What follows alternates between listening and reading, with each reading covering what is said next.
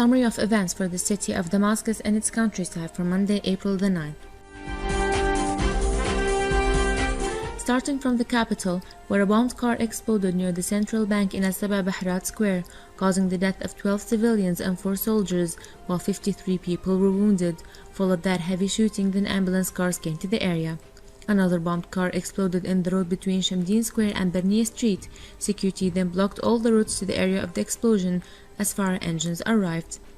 برزة was exposed to fierce shelling, coinciding with clashes between the Free Army and the regime forces with light and medium weapons, and the neighboring Al-Qابون was not better off, as heavy artillery bombed the industrial zone there, causing huge destruction.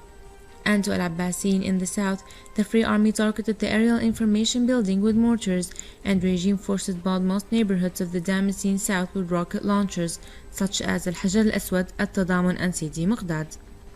A huge explosion was heard in Palestine camp, which its source was not known, and smoke billowed after that.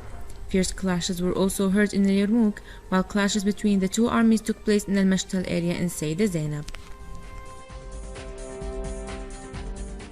Moving to the Damascene countryside, the city of Daraya in the west was exposed to fierce shelling with rocket launchers and heavy artillery from Al-Mazda military airport and the presidential guard barracks that targeted most of its neighborhoods, causing injuries and fires in houses, which led to more destruction in the neighborhoods.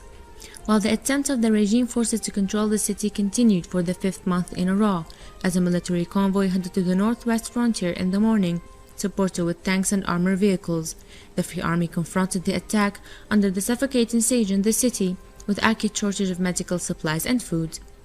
And so was the situation in the nearby Al-Mu'addamiyya, as Shilka tanks continued to target the residential buildings, as the city was exposed to fierce bombing from the 4th Brigade positions, which led to a huge destruction. Military aircraft flew in the sky of the Ghouta in the east, and Douma was exposed to aerial raids that led to huge destruction, as clashes continued in the outskirts of Tamiko barrier and spread to Arbin, causing the death of a Free Army soldier.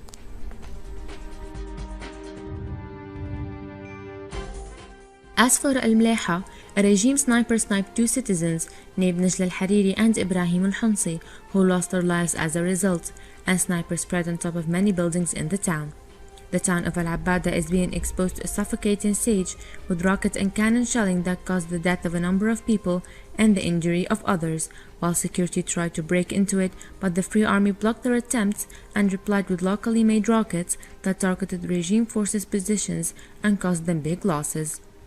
Kafar Batna was exposed to fierce shelling that led to huge damage, while Zamalka was bombed with rockets and heavy artillery, causing the death of 1 and a number of serious injuries.